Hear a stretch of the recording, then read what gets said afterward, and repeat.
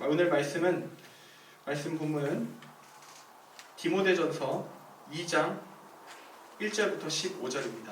디모데전서 2장 1절부터 15절.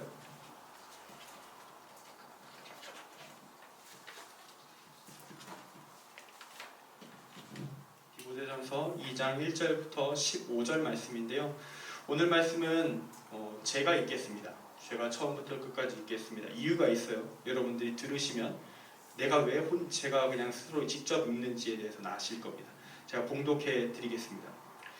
그러므로 내가 첫째로 권하노니 모든 사람을 위하여 간구와 기도와 도구와 감사를 하되 임금들과 높은 지위에 있는 모든 사람을 위하여 하라. 이는 우리가 모든 경건과 단정함으로 고요하고 평안한 생활을 하려 함이라.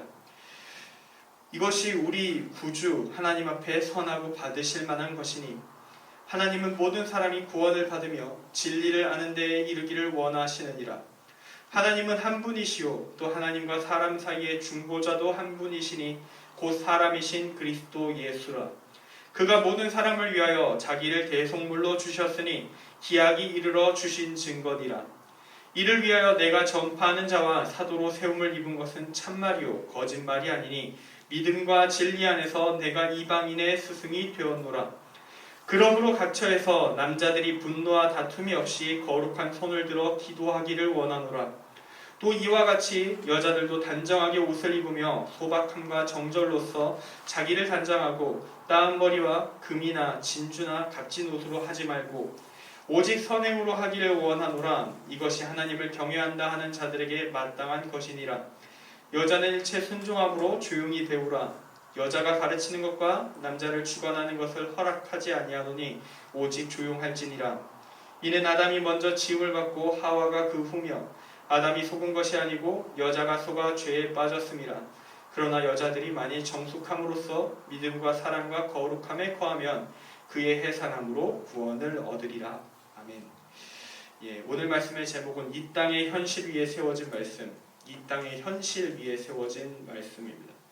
제가 왜 의도적으로 혼자 읽었는지 아실 분들은 아셨을 겁니다. 왜 제가 혼자 읽었는지. 보통 이 오늘 본문 8절부터 특히 15절, 1절부터 7절은 그래도 괜찮아요. 근데 8절부터 이 15절 말씀은 현대의 사람들, 믿지 않는 사람은 말할 것도 없고 기독교인에게도 특히 새신자들에게, 특히 여성들에게 어마어마한 거부감을 주는 말씀입니다. 거부감이 넘어서 분노가 있는 그런 말씀이라 할 수 있습니다. 오늘 이 디모데전서 2장 말씀을 읽으면서 우리는 자연스럽게 8절 이후를 주목할 수밖에 없었을 거고요. 이런 말씀 읽을 때 고뇌에 빠집니다. 저는 설교자로서는 제가 이걸 풀 방법이 있다는 걸 알고 있는데 제가 힘든 건 뭐냐면 풀 방법이 있는데 말할 게 많아져요. 말이 길어져. 해줄 게 너무 정리해야 될 게 너무 많아서 힘든 설교라서 제가 별로 좋아하지 않고 또 어떤 형태로든 논쟁의 소지가 있기 때문에 고민이 되는 그런 말씀에 해당하고요. 어쨌든 모두가 이 말씀을 보면 고뇌에 빠질 수밖에 없어요. 성경에 어떻게 이런 기록이, 성경이 여성차별을 정당화하는가, 이게 하나님의 뜻인가, 이게 하나님이라면, 이런 분이 하나님이라면 우리 믿을 수 있는가, 내가 알고 있는 그 사랑의 주님이 맞는가, 전지전능하시고 선하시다는 그 예수님의, 죽기까지 사랑하셨다는 그 예수님의 사랑과 이게 뭐가 맞지? 이런 생각이 드는 그런 성경 본문이 되겠습니다. 일단 오늘 말씀대로 그냥 문자 그대로 역사적 배경이나 왜 그랬는지 그런 거 다 빼놓고 그냥 문자 그대로 교회에 적용하면 교회가 난리가 납니다. 일단 지금 직분을 가지고 사역하는 모든 여자분들은 다 내려놔야 돼요. 집사 권사 직분도 다 내려놓으시고 장로님도 다 내려놓으시고 셀리더들 다 내려놓으시고 아무것도 하면 안 됩니다. 다 통제되는. 그러면 교회가 어떻게 될까요? 망합니다. 현 시스템에서 다 내려놓으라고 하면 교회가 부서질 겁니다. 여기서 하나 알게 되는 게 있어요. 교회의 현실과 연결해도, 지금 우리 한국교회의 현실과 연결해도 이 말씀이 말이 안 되는 거예요. 이 말씀이 한국교회의 현실과 대놓고 충돌을 해요. 그럼 이 말씀은 대체 뭔 의미가 있는가? 그래도 성경 말씀이라고 적혀 있잖아요. 하나님의 말씀이다. 우리에게 적어도 교훈을 주는 가치가 있는 말씀이기 때문에 이 안에 들어와 있는 건데 이게 왜 들어와 있는 거지? 이 고민을 우리가 할 수밖에 없다라는 겁니다. 우리는 적어도 이렇게 생각하면서 읽어야 됩니다. 이건 좀 말씀을 드릴게요. 이 말씀이 성경에 기록되어 있으니 이유는 있다. 왜 그랬는지 이유를 알면 된다. 그 이유를 우리가 알게 됐을 때 그 이유가 우리에게 어떤 가치가 있는가? 이 말씀을 왜 주셨는가? 이걸 굳이 왜 성경에 끝까지 남겨두셨는가? 성경이 정리되는 과정 속에서 빼질 수 있는 기회도 있었는데 디모데전서는 왜 끝까지 살아남았는가? 그것을 좀 우리가 함께 생각해보면서 오늘 말씀을 묵상해보고자 합니다. 결론 미리 말씀드리면 안심하셔도 좋아요. 교회는 여성을 비하하지 않습니다. 억압하지도 않습니다. 교회는 남녀의 완전한 평등을 지향합니다. 이게 하나님의 뜻입니다. 창세기부터 기록된 하나님의 창조 질서의 원칙이에요. 그런데 오늘 말씀의 문자적 기록은 조금 안 맞죠? 제가 지금 말하는 것과 설교를 끝까지 들어보시면 답은 나올 겁니다. 끝까지 집중하셔서 오늘 말씀이 주는 특별한 하나님의 메시지, 본문을 통해 얻는 교훈, 우리 각자를 향한 하나님의 말씀을 받아가시는 그런 은혜가 있기를 축원합니다. 먼저 오늘 말씀이 우리에게 주는 첫 번째 메시지, 조금 가벼운 것부터 하겠습니다. 첫 번째 메시지는 구원은 모든 사람에게 주어지는 것이다. 구원은 모든 사람에게 주어지는 것이다 라는 겁니다. 이 구원 이야기로 시작하는 건 상당히 중요해요. 제가 앞쪽 서론에서 남녀 평등에 대한 문제, 이 8절부터 15절 얘기를 많이 했지만 이 8절부터 15절이 이 모든 사람을 향한 구원이라는 1절부터 7절이란 큰 7절까지의 이 스토리에 그 카테고리 안쪽에 들어가는 세부 카테고리에 해당하는 부분이 되거든요. 그래서 우리는 1절부터 이 7절 말씀을 온전하게 이해한 다음에 8에서 15절을 풀어갈 방법을 찾을 수 있게 됩니다. 이 모든 사람을 위한 구원, 이게 하나님의 뜻이다. 오늘 1절 말씀은 이렇게 적혀 있어요. 내가 첫째로 권하노니 모든 사람을 위하여 간구와 기도와 도구와 감사를 하되, 여기서 도구는 옛날 표현이라 중보기도를 생각하시면 됩니다. 이 모든 사람을 위해 기도하라고 이야기하는 거예요. 모든 사람을 위해 기도하라. 이 말을 왜 했을까? 바울의 편지에서 뭔가 요청을 하는 데는 이유가 있습니다. 어떤 이유냐? 이게 안 되고 있다. 모든 사람을 위해 기도를 안 한다.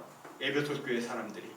그러니까 모든 사람을 위해 기도하라고 이야기하는 겁니다. 문제를 지적하는 거예요. 그리고 이어서 2절 말씀이 나와요. 임금들과 높은 지위에 있는 모든 사람을 위하여 하라. 이 말씀 오해를 엄청 많이 사는 말씀인데, 이 말씀 보면서 이런 식으로 생각할 때가 있습니다. 우린 조찬 기도회를 나가야 된다. 대통령을 위해 기도해야 된다. 권력자들을 위해 기도해 줘야 된다. 이건 우리 한국교회가 쓰는 이 개역개정판 번역의 문제도 조금 있어요. 이 개역개정판 번역 말고 최신 번역인 새번역 성경으로 보면 이 2절 말씀이 뭐로 바뀌냐면요. 왕들과 높은 지위에 있는 모든 사람을 위해서도 기도하십시오. 위해서도. 그들을 위해서도 기도하라. 모든 사람을 위해 기도해야 되는데 걔네들을 위해 기도를 워낙 안 하니까 걔네들을 위해서도 기도하라. 이렇게 되는 거예요. 번역의 문제도 좀 있다는 걸 말씀드리는데, 정말 이 말씀은 많은 경우 오해를 많이 받았어요. 독재 권력을 옹호하는 데도 참 많이 쓰였고, 히틀러 옹호할 때도 쓰였고, 다양하게 참 안 좋게 사용됐었던 말씀입니다. 근데 말씀 자체는 그렇게 보면 안 될 말씀이다. 잘 읽어내야 돼서 그 문제를 풀어가야 될 말씀이다라고 설명을 드리겠습니다. 2절에 적힌 이 권력자들을 위해 기도해야 된다라는 이야기는 이 모든 사람을 위해 기도하라는 이 1절 말씀을 보강하기 위한 용도예요. 어떻게 보강하느냐? 당대의 권력자들은 제일 기도의 대상이 되기 힘든 사람들입니다. 왜냐? 박해자들이잖아요. 자기들을 괴롭히는 자들입니다. 나를 끊임없이 괴롭히는데 너무 강력한 힘이 있어서 저항도 못해. 저항했다면 바로 죽어. 그냥 두들겨 맞고만 있어야 되는 이 현실, 그 사람을 위해 우리는 어떤 마음을 품게 될까요? 그 사람을 위해 기도할 수 있을까요? 죽이고 싶지 않겠습니까? 기도라는 마음보다는. 기도를 한다면 이런 기도할 거예요. 저놈들 죽여주십시오.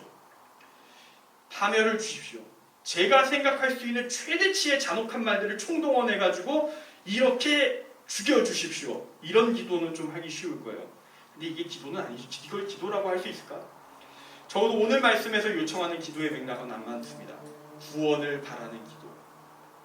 그들도 살아남아야 된다. 그들도 하나님의 자녀다라는 마음으로 하는 그 기도를 하라고 요청하고 있기 때문입니다. 이 권력자들을 위해 이 기도하라는 얘기는 이런 의미를 담습니다. 구원의 기도의 대상을 제한하지 마라. 너희는 이 권력자들을 위해 기도하는 걸 정말로 끔찍하게 싫어할 것을 알고 있다. 그러나 그들을 위해서도 기도를 해야 된다면 너희의 기도의 대상에 제한이 있을 수 있겠느냐? 누구를 위해서 기도하고 누구를 위해서 난 제일 싫으니까 기도 안 하고 그게 가능하겠는가? 아니다 라는 게 오늘 말씀의 핵심부가 되는 겁니다.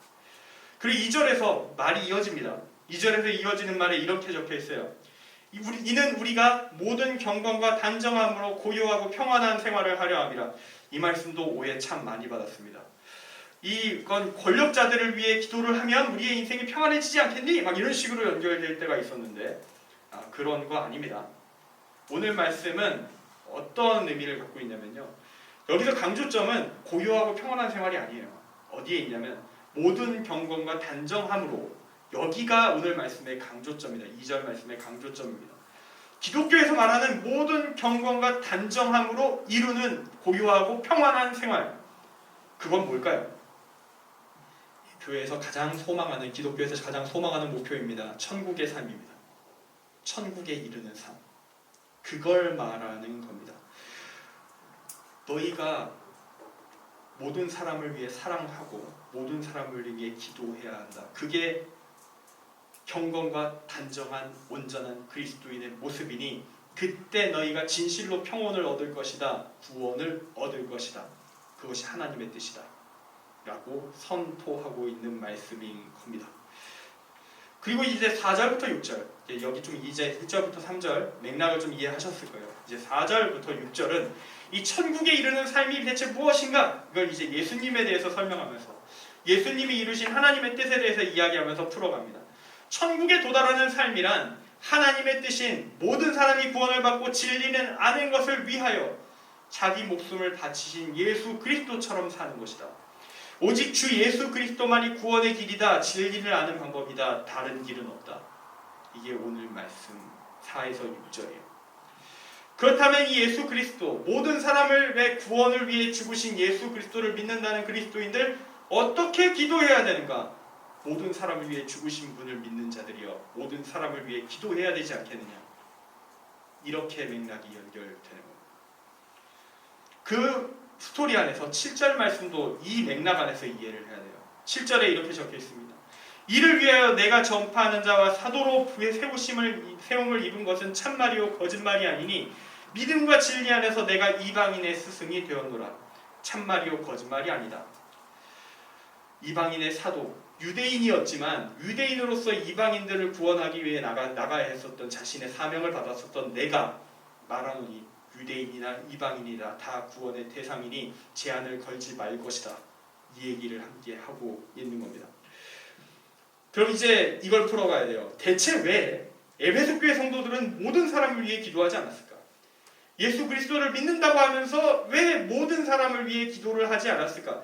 물론 기도하기 쉽지 않아요. 진짜 죽일 것 같은 정말 분노가 가득한 누군가를 향해 기도하는 건 쉽지 않죠. 근데 적어도 우리가 예수를 믿는 자라면 그걸 할 수 있는 단계까지 가는 게 올바른 모습이다라는 건 알아요. 지금은 못해도, 지금은 솔직히 너무 한이 맺혀서 못하겠지만 그게 옳음을 알고 있기에 주님 나를 도와주십시오. 이러면서 우리는 조금씩 그 사랑을, 원수까지 사랑하는 길까지 가는 거죠. 그럼 이 에베소 교회 성도들은 왜 구원의 제한을 뒀는가? 기도의 대상에 제한을 두었는가? 이 사건의 이유도 지금까지 디모데전서 2번 설교하면서 얘기했었던 항상 문제적인 요인, 영지주의가 제일 큰 영향을 미칩니다.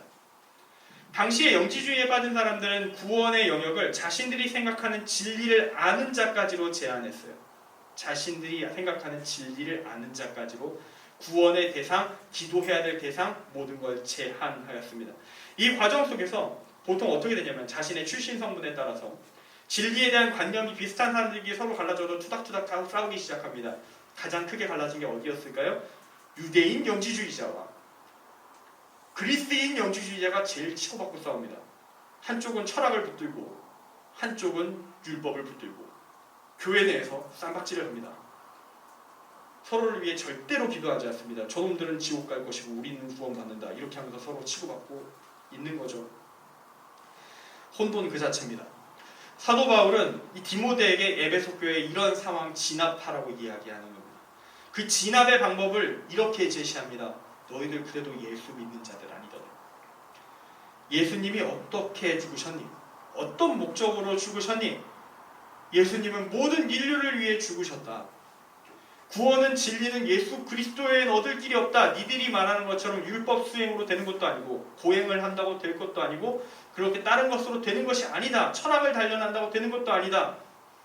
답은 오직 예수 그리스도다. 네가 교회를 다닌다면 이걸 들었잖아. 많이 알고 있잖아. 솔직하게 무시했을지라도. 그러니까 이걸 받아들여고 그동안 있었던 영지주의의 흔적을 뜯어내라. 이걸 요청하고 있는 거예요. 그런 거 하지 말고 진짜 구원의 조건은 오직 주 예수 그리스도이며 그분은 구원의 제약을 두신 적이 없다. 모두를 사랑하시는 주 예수 그리스도에 대해서 가르친 겁니다. 이것이 바로 오늘 말씀 1절부터 7절까지의 말씀의 내용입니다.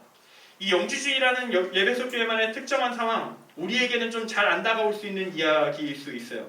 하지만 우리는 이 영지주의가 만들어내고 있는 이 제한의 틀은 우리도 참 다양한 형태로 많이 갖고 있습니다. 내가 가지고 있는 관점의 문제, 나의 성향의 문제, 사회적 현실 등으로 인해서 우리는 우리의 관계성의 틀을 이미 제한합니다. 쟤들은 안 돼 라고 이미 선을 긋는 분이 분명하게 있습니다. 오늘 말씀 2절에서 말하듯이 자신을 박해하는 자를 위해 기도하는 것 어려운 것 사실이에요. 인정합니다. 그것은 어렵습니다. 근데 당장 거기까지 가자고 얘기하는 건 아니에요. 한 가지를 기억하라는 겁니다. 예수님은 그러지 않으셨다. 우리는 아직 연약하여서 거기까지 못 갔느냐? 괜찮다. 예수 그리스도를 믿느냐? 믿음이 꺼지지 않았느냐? 주님이 너를 바꿔 가실 것이다. 믿음을 끝까지 지키고 말씀을 받아들여라. 이 이야기를 하고 있는 것입니다. 그리스도인이라면 지금의 나의 현재의 사랑에 제한을 두는 것을 그냥 둬서는 안 됩니다. 예수 그리스도를 따라 주님께서 보여주신 그 사랑을 품고 이 땅 가운데 그 사랑을 실천할 수 있어야 됩니다. 그때 우리가 주님께서 말씀하시는 빛과 소금의 사명을 감당하는 진짜 세상의 어둠을 밝히는 빛이 될 수 있는 겁니다. 그렇게 살기로 결단하는 자를 하나님이 도우시는 겁니다. 의로운 자, 하나님의 나라를 위해 살아가는 자, 필요한 것을 채우시겠다 약속하셨던 그 주님의 말씀이 우리에게 이루어지는 것입니다. 이러한 은혜가, 이러한 도전이 있을 수 있는 우리 높은특교회 청년들 될 수 있길 소망합니다. 자, 이제 오늘 말씀의 하이라이트로 넘어갑니다. 오늘은 보통 제가 상대지로에서 세 가지 주제를 하는데 오늘은 2가지 주제만 하고 마무리할 거예요. 오늘 크게 2개이기 때문에 주제가. 오늘 말씀의 하이라이트, 2번째 메시지를 전합니다. 그건 바로 진리 위에 다른 것이 더해지지 않을 때 진리로 남을 수 있다. 진리 위에 다른 것이 더해지지 않을 때 진리로 남을 수 있다라는 겁니다. 이 8절 말씀부터 이제 이야기를 하는 거예요. 8절부터 이제 논쟁의 그 내용, 8절부터의 말씀을 얘기하는데 8절에서 이렇게 얘기합니다. 모든 사람을 위해 기도하라는 그 말씀을 쭉 해놓고 그 맥락 안에서 남자들에게 요구합니다. 분노하지 말고 기도해. 화 좀 내지 말고 기도해. 너희야말로 구원의 제약을 지금 두고 있지 않느냐. 화 좀 그만 내고 기도하라. 이렇게 남자들에게 요청합니다. 이어지는 이야기의 문맥을 볼 때 남자들이 분노할 이유가 무엇이었는가? 뭐 때문에 얘네들이 화가 났는가? 그 이유 우리가 알 수 있습니다. 그들은 여자들 때문에 화가 났습니다. 여자들 때문에 분노했어요. 여자들을 그래서 이들은 이렇게 말합니다. 기도의 대상으로 보지 않는다. 나는 그들을 구원의 대상으로도 보지 않는다. 걔들은 지옥 갈 거다. 아니, 걔들은 사람이 아니다. 이러고 있는 거예요. 물론 이들의 분노는 하나님의 뜻으로 볼 때 정당한 건 아닙니다.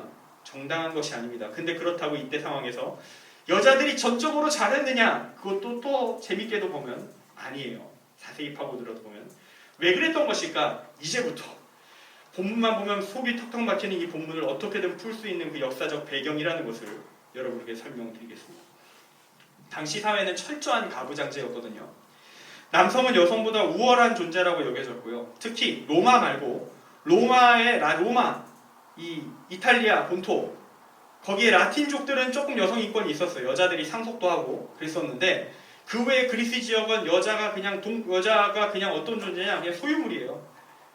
남자의 관상용품 같은 존재입니다. 남자의 쾌락을 위해 존재하는 무언가, 물체같이 사물같이 여기던 그런 지역이에요. 그래서 동성애가 적극 권장되던 지역이기도 합니다. 동성애가 최고의 고급 문화 중 하나였던 시절이 있었어요. 크레타 섬에, 당시에 크레타 섬에 기록이 있는데 90%가 넘는 소년이 성인 남자 애인을 가지고 있었다고 합니다. 참고로 그 90%가 넘는 소년에 포함되지 않은 사람들은 간단히 이렇게 생각하시면 됩니다. 추남이었다. 성인 남자들이 거들떠 보지 않을 추남이었다. 이게 좀 더 정확한 표현입니다. 슬픈. 그래서 그들은 멸시를 당했다고 합니다. 너희는 남자 애인도 없는 놈들이냐. 그렇게 멸시를 당했다고 해요. 이렇게 동성애가 권장된 이유가 뭐였을까요? 이유가 이런 식입니다. 우리 거룩하고 위대한 남성들이여, 어떻게 우리가 이 저열한 여성들과 성관계를 맺고 그렇게 할 수 있겠는가? 그것은 더러운 짓이니 거룩한 남자들끼리 성관계를 맺는 것이 위대하고 아름다운 일이 아니겠는가? 이거예요. 이게 당시 동성애가 매우 적극 권장되었던 이유입니다. 실제로도 그래요. 나중에 일본에서도 재밌는 기록이 있습니다. 도요토미 히데요시가 그 사람이 다이묘라고 해가지고 그쪽에서 영주나 이런 걸로 인정받는데 상당히 불편한 요소가 됐었던 이유 중 하나가 이 히데요시는 철저하게 이성애자였어요. 여자를 좋아했단 말입니다. 그랬더니 다이묘들 사이에서 인정을 못 받는 거예요. 당시에 다이묘들 사이에서 아주 잘 나가던 문화는 미동을 데리고 있는 게 문화였거든요. 그렇게 해서 관계를 즐기는 것이 당연한 다이묘다운 멋진 행동이었는데 이성애만 하고 있는 히데요시는 그걸 더럽게 여겨서 신경도 안 써서 그가 인정받는데 고생을 했다라는 기록이 있습니다. 참 세상이 참 많이 바뀐 거예요. 지금 옛날로 다시 되돌아오고 있다고 보시면 돼요. 지금 일어나는 여러 가지 사건들은 과거로의 회귀다라고도 볼 수가 있습니다. 극단적 남성 우월주의가 동성애로 이끌어졌었던 시대, 그런 시대였다라는 걸 우리가 알아야 돼요. 우리는 상상할 수 없지만 그런 시대가 있었어요. 이런 사회 현실 속에서 사도 바울이 그의 초기의 편지였던 갈라디아서부터 만민평등의 메시지를 하나님의 말씀으로 선포합니다. 시대를 뒤흔드는 혁명적인 메시지였어요. 갈라디아서 3장 28절입니다. 너희는 유대인이나 헬라인이나 종이나 자유인이나 남자나 여자나 다 그리스도 예수 안에서 하나다. 엄청난 남녀의 완전한 평등을 넘어서 모든 차원에서의 평등을 요청하는 말씀이 선포되었죠. 이 갈라디아서보다 나중에 쓰여진 편지로서 이 디모데전서보다 앞쪽 편이 에베소 교회에도 보내진 편지가 에베소서예요. 그 에베소서에서는 사도 바울이 이런 식으로 가르쳤습니다. 에베소서의 지침을 아마도 이 디모데가 목회하던 이 에베소 교회가 지켰을 걸로 보이는데 에베소서 5장 24, 25절은 이렇게 적혀 있어요. 그러므로 교회가 그리스도에게 하듯 아내들도 범사에 자기 남편에게 복종할지라. 여기까지는 갑자기 마음이 걸리죠? 하지만 뒤에서 다 풀려요. 왜냐면 뒤에서 이렇게 얘기하거든요. 남편들아 아내 사랑하기를 그리스도께서 교회를 사랑하시고 그 교회를 위하여 자신을 주심같이 하라. 아멘. 상호 복종하라. 남편들이여 여자에게 존경을 받았느냐? 너는 아내를 위해 죽어라. 아내를 위해 죽을 정도로 사랑해야 된다. 그렇게 균형을 맞췄던 게 사도 바울이었습니다. 당시 가부장제에서 이 사도 바울의 선포는 정말 무시무시한 말씀이었어요. 이해도 되지 않고 받아들이기도 힘들고, 근데 하나님의 말씀으로 선포됐으니 따라야 하나 하면서 고민하는 그런 말씀에 해당했는데요. 이 당시 남자로서 그리스도인들 된 사람들 이 말씀 상당히 불편하게 받아들였다가도 불편하게 쉽게 받아들이기 어려웠습니다. 극단적인 남성 우월주의 풍토, 당연한 반응이에요. 그런데 이 말씀은 여자들에게, 당시의 여자들, 완전 사람 취급도 못 받던 여자들에게 어마어마한 복음이었죠. 말도 안 되는, 제가 어떻게 이런 놀라운 복음이었고 기쁨 그 자체였기 때문에 여자들은 이 말씀을 현실에 적극적으로 적용해서 사회문화를 바꿔보려고 노력을 시도합니다. 그 과정 속에서 나온 행동 중 하나가 오늘 말씀 9절에 나온 이야기예요. 여자에게 단정하게 옷을 입으라고 요청하죠. 사도 바울이. 어쩔 수 없이 얘기해 주는 건데, 당시에 단정하게 옷 입는다는 말의 의미를 알아야 돼요. 단정하게 옷을 입는다. 당시 고대 헬라 세계의 관습에 의하면 정숙한 여성이라고 하면 모두 다 머리를 가리고 집 밖을 나가야 됐습니다. 그냥 이렇게 생각하십시오. 조선시대의 쓰개치마와 우리 이슬람권 좀 극단적인 곳일수록 복장이 좀 더 레벨이 올라가는데 히잡, 완전히 전신을 싹싹 도면낸 버전도 있죠. 그런 것을 요청했다고 보시면 됩니다. 당시의 그리스인 여자들에게. 복장에 의해서도 매우 자유롭게 입기 어려웠어요. 특별히 남자들이 허용하는 시점, 연애 자리라던가 대외적으로 보이는 시기를 제외하고는 여자들은 아름답게 꾸민 복장을 입고 밖을 돌아다닐 수 없었습니다. 따은 머리와 금이나 진주나 값진 옷이 바로 그 얘기예요. 그런 거 하면 안 된다. 그런 형태의 사회적인 압박을 받고 있었다고요. 참고로 당시에 그렇게 화려하게 입고 얼굴 드러내고 돌아다닐 수 있는 사람은, 그런 여자는 오직 창녀뿐이었다고 합니다. 그냥 이런 거예요. 화려한 복장을 왜 아내에게 금지할까요? 너의 존재가 외부의 남성들에게 유혹이 되어서는 안 된다. 유혹이 되는 짓을 했구나, 그럼 죽어라. 이게 지금의 이슬람, 극단적 이슬람이죠. 히잡을 벗으면 사형당할 수 있습니다. 그러지 마라. 너는 오직 나의 소유다. 그러니까 너의 아름다움은 오직 집 안에서만, 내가 원할 때에만 빛낼 수 있는 것이다. 너는 나의 통제될 수 있는 나의 관상용 도구야. 나의 기쁨을 위한 도구지. 이게 당시의 상황이었다는 거예요. 그런데 여자들이 이렇게 규제에 통제되고 있을 때 좋았을까요? 좋았을 리가 없죠. 고대나 지금이나 예쁘게 입고 다니고 싶은 건 모든 사람의 욕망입니다. 여자 남자를 떠나서 모든 사람의 욕망이라고요. 그 욕망이 통제되고 있었는데 사도 바울이 이렇게 말한 겁니다. 평등하라. 그게 하나님의 뜻이다. 그렇게 말을 하니 폭발하는 겁니다. 그동안 쌓여있었던 한이 폭발적으로 터져나와요. 한이 터져나와서 지금으로 치면 이슬람 여성 해방 운동가들이 히잡을 벗으라고 얘기하는 그런 것과 비슷한 일이 벌어지고 있는 겁니다. 그리고 그랬더니 그럼 고대의 남성들 가만히 있겠습니까? 내가 간신히 참으면서 그 말씀 받아줬는데 그 말씀 때문에 이 사단이 났어 하면서 사고를 치겠죠. 디모데를 공격하겠죠. 이 말씀 처음 전한 놈 바울 너야? 하면서 사도 바울을 공격합니다. 너가 상황을 진압해. 너가 상황을 진압해야 돼. 너가 가르친 평등의 복음이 틀렸다고 네 입으로 말해. 이런 요구를 바울이 받게 되는 거예요. 이와 비슷한 공격을 사실은 사도 바울은 이미 예전에 당한 바 있어요. 이 디모데전서보다 앞에 쓰여진 성경 중 하나가 고린도전서인데 고린도 교회에서 이미 비슷한 일을 한번 겪었습니다.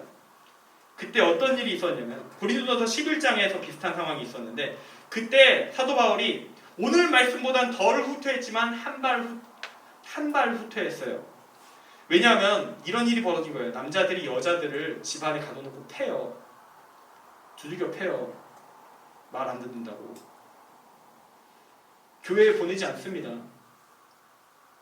그러면서 이 상황 해결되지 않으면 우리 교회 나가지 않을 것이다. 이 교회를 어떻게든 파멸시키고 말 거다 하면서 날뛰기 시작하는 거예요. 남자들이 으름장을 놓습니다. 교회가 파괴될 위기에 처했어요. 이때 고린도전서에서는 바울이 이렇게 말합니다. 할 수 없이 그래 여자의 머리는 남자다 라고 얘기해줘요. 여자의 머리는 남자다. 그런데 그렇게 말을 시작한 다음에 뒷말을 좀 더 쓰는 게 있습니다. 그렇게 말을 하고 쭉 가다가 뒤에 이렇게 말을 써요. 한마디 말을 남겨줍니다. 고린도전서 11장 11에서 12절 말씀인데 이렇게 적혀 있어요. 그러나 주 안에는 남자 없이 여자만 있지 않고 여자 없이 남자만 있지 아니하니라. 이는 여자가 남자에게서 난 것 같이 남자도 여자로 말미암아 났음이라. 그리고 모든 것은 하나님에게서 났느니라. 아멘. 너희가 엄마에게서 태어났다는 사실 잊지 마라 이것들아. 이 말로 뒤집어 주는 거예요. 사도 바울이 최선을 다했어요. 상황이 너무 안 좋기 때문에 끝까지 맞서 싸우진 못했지만 뒤에 끝까지 평등의 메시지를 지키기 위한 최소한의 장치를 마련하고 뒤로 물러났어요. 그게 고린도전서에서의 상황이었습니다.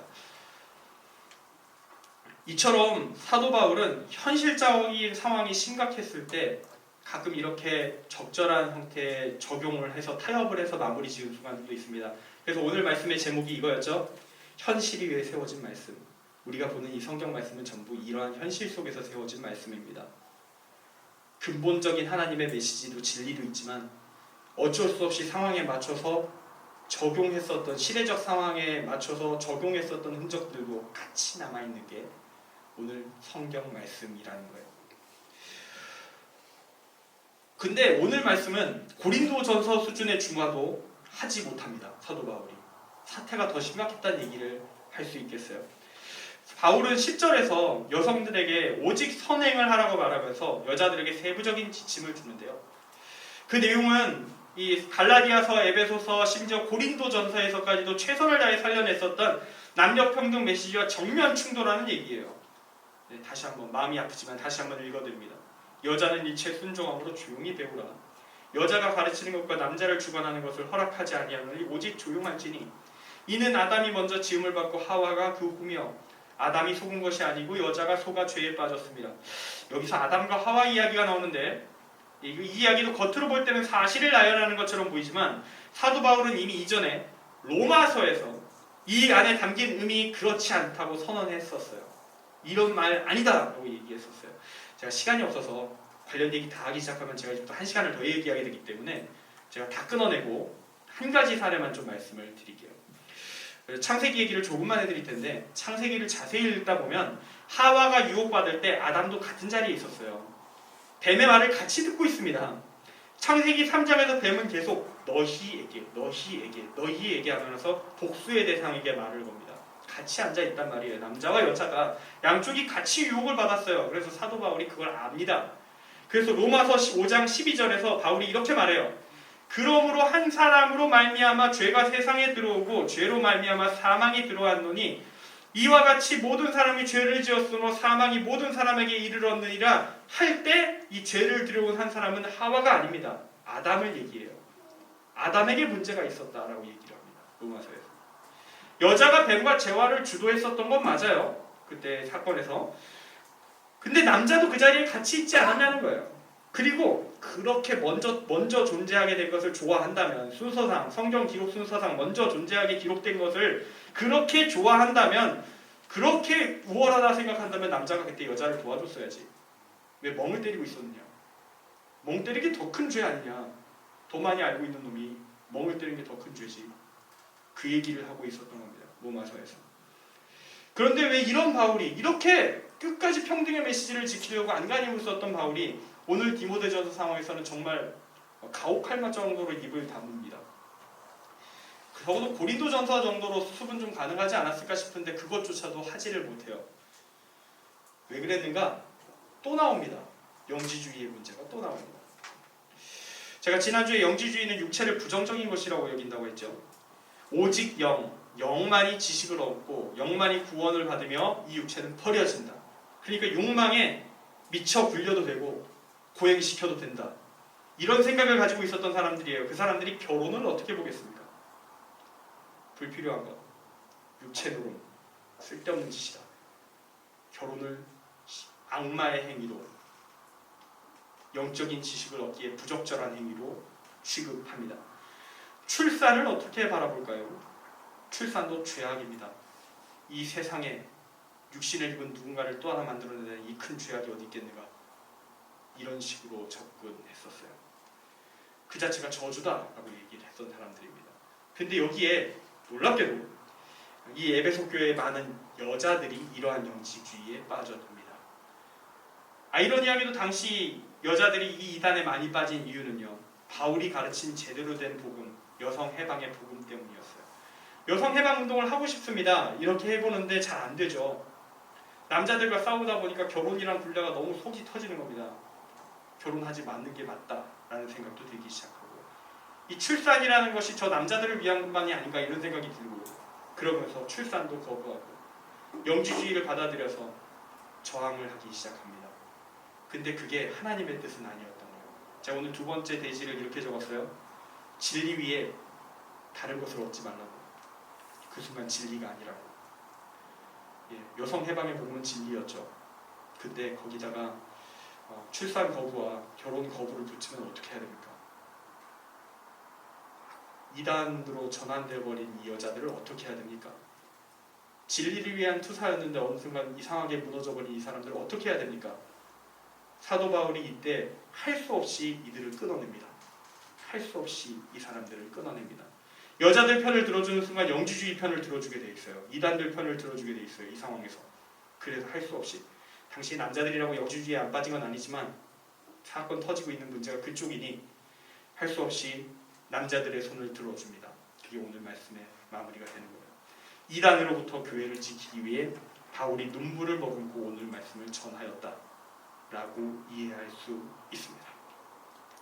이때 바울이 최선을 다해 나름 최선을 다해 중화 작업을 하긴 했어요. 어떻게 중화 작업을 했느냐? 지금 여자들에 대한 분노가 막 치솟고 있잖아요. 그래서 기존에 사도 바울이 전한 평등의 말씀 이거 다 완전히 휴지 조각이 됐어요. 쓰레기통에 처박혔어. 완전히 신경조차 않았어. 그러면서 여자들을 다시 학대하자. 자기 마음대로 소유물로 다루자. 옛날 우리 그러지 않았니? 이런 형태로 사고가 전환되고 있는 극단적인 상황입니다. 그러니까 이때 남자들의 마음을 눌러줘야 되는 거야. 그거 아니야. 그러면 안 돼. 화 내지 마. 기도해 이거더라. 그들도 구원의 대상이야. 기도해라 이거더라. 이렇게 이야기를 하는 겁니다. 저 여자들을 위해서도 기도해라. 하나님은 저 여자와 남자 모두를 위해 죽으셨다. 아까 예수님 얘기 들었지. 그만 화를 가라앉히고 여자들을 부인들을 사랑으로 대하란 말이다. 지금 에베소서 말씀은 안 들리겠지? 예수 그리스도처럼 아내를 위해 죽으라 하면 너 그 말 안 듣겠지? 그래 그 말은 지금 안 할게. 너의 말에 적당히 맞춰주겠다. 그리고 여자들이여 지금 그대들은 이단에 물들어 있다. 이대로는 평등을커녕 교회에서 가르칠 자격을 줄 수가 없다. 왜 가르칠 자격을 잃었냐고요? 이단이 되었기 때문입니다. 이단적인 방향으로 그들의 사고체계가 넘어가고 있었기 때문입니다. 워낙 숫자가 많았기에 통으로 끊어낼 수밖에 없었어요. 가르칠 권한을 제거합니다. 그래서 15절 말씀이 맨 마지막에 최소한의 정화장치로 제시됩니다. 여자들이 만일 정숙함으로써 믿음과 사랑과 거룩함에 거하면 그의 해산함으로 구원을 얻으리라. 여기서 해산함은 애 낳는 게 아니에요.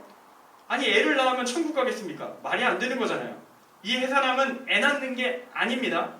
믿음과 사랑과 거룩함에 따른 해산함이잖아요. 그게 뭐겠어요? 믿는 자다운 삶, 그리스도인다운 삶, 이단에서 벗어나 참된 믿음의 삶을 찾아라. 다시 복음으로 돌아와서 구원받는 것부터 다시 시작하자. 상황이 너무 안 좋다, 미안하다 하면서 말을 펼치고 있다라고 보시면 됩니다. 당신들의 첫 주장 평등의 외침 옳은 것이었습니다. 하지만 지금 영지주의와 뒤섞여버린 당신들은 미안합니다. 옹호해 줄 수가 없습니다. 그렇게 오늘 말씀이 마무리가 됩니다. 무거운 주제입니다. 제가 최선을 다해 사실 설명 자세히 하려고 시작하면 벌써 저 시계로 2시 35분인데 제가 얼마나 더 많은 시간을 더 써야 될지 모르겠어요. 그래서 많이 잘라냈습니다. 여기까지만 합니다. 오늘 말씀 이해하기 어려우셨을지도 모르고 다만 확실한 것은 성경은 이 얘기를 해드리면서 마칠 텐데요. 성경을 여러분이 읽다 보면 참 많은 일들을 겪게 될 겁니다. 제가 오늘 말씀의 제목을 풀면서 마무리 지을 거예요. 말씀의 제목이 이랬습니다. 이 땅이 현실 위에 세워진 말씀. 성경 말씀은 다 이 땅 위에 현실 위에 세워졌습니다. 왜냐? 그 시대 놈들이 이해를 못하면 이해할 수 있는 데까지만 하나님이 말씀하시고 멈추십니다. 근본적인 진리를 쏟아부을 때도 있고 상황에 맞춰서 적당히 어느 정도 영역에서 멈춘 것도 많습니다. 우리가 성경 읽을 때 흔들리는 이유가 뭔지 아십니까? 멈춘 것들을 볼 때예요. 그때 마음이 아파요. 이해할 수 없어요. 받아들일 수 없어요. 여러분들 성경 읽기에 장애가 되는 요소들일 겁니다. 근데 여러분께 한 가지는 말씀드립니다. 모든 것엔 답이 있습니다. 오늘 말씀같이 무지막지해 보이는 말씀마저도 답은 있습니다. 찾아낼 수만 있다면, 여러분이 노력할 수만 있다면, 그리고 도움을 받을 수만 있다면. 목회자 괜히 있는 거 아닙니다. 여기 존재하는 데는 여러분을 돕기 위해 있습니다. 잘 사용하시고 성경을 읽으면서 하나님의 말씀의 가운데 있는 진짜 진리, 그것 때문에 오해하거나 흔들리는 게 아니라 진짜 구원에 이르는 진리를 찾아갈 수 있는 여러분이 될 수 있기를 소망합니다.